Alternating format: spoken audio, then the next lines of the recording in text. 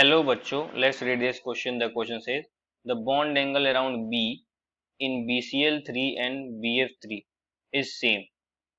हमको बताना है ये स्टेटमेंट ट्रू है या फॉल्स है। उसके लिए हमको की कॉन्सेप्ट पता होना चाहिए।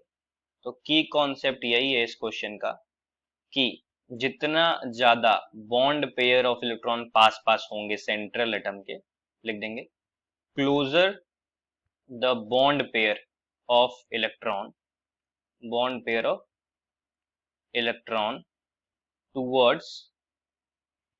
टूवर्ड्स सेंट्रल एटम जितने पास होंगे, greater is the inter electronic repulsion.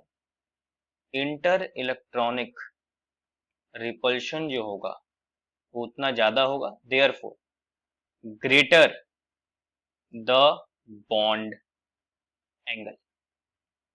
अब होता क्या है कि अगर मैं BCl3 की बात करूं और BF3 की बात करूं तो इसमें F है, इसमें Cl है। F की और Cl की इलेक्ट्रोनेगेटिविटी की बात करें तो इलेक्ट्रोनेगेटिविटी ऑफ फ्लोरीन जो होता है वो ज्यादा होता है इलेक्ट्रोनेगेटिविटी ऑफ फ्लोरीन की। तो फ्लोरीन अपनी तरफ इलेक्ट्रॉन ज्यादा क्या करता है, खींचता है। मतलब अगर बॉन्ड कुछ ऐसे बना हुआ है तो अपनी तरफ ज्यादा इलेक्ट्रॉन को खींचेगा। अब इलेक्ट्रॉन को अगर ज्यादा खींचेगा तो इसका मतलब ये है कि बॉन्ड पेयर जो सेंट्रल एटम की तरफ थे वो उससे दूर जाएंगे। लेकिन अगर मैं BCl3 की बात करूं तो BCl3 में क्या होगा, इलेक्ट्रॉन तो खींचेगा लेकिन फ्लोरीन से कम खींचेगा। इसका मतलब ये है कि जो हमारा सेंट्रल एटम है इसके पास क्या होगा, इसके पास होगा हमारे पास bond pair.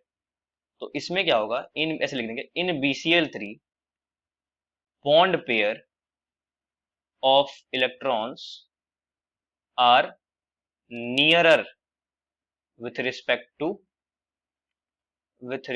to BF3, therefore bond angle जो होगा, बॉन्ड बॉन्ड एंगल BCl3 का ज्यादा होगा BF3 के रिस्पेक्ट में। तो ये जो स्टेटमेंट है वो क्या दिया हुआ है, फॉल्स दिया हुआ है। I hope you got the answer. Thank you and best of luck.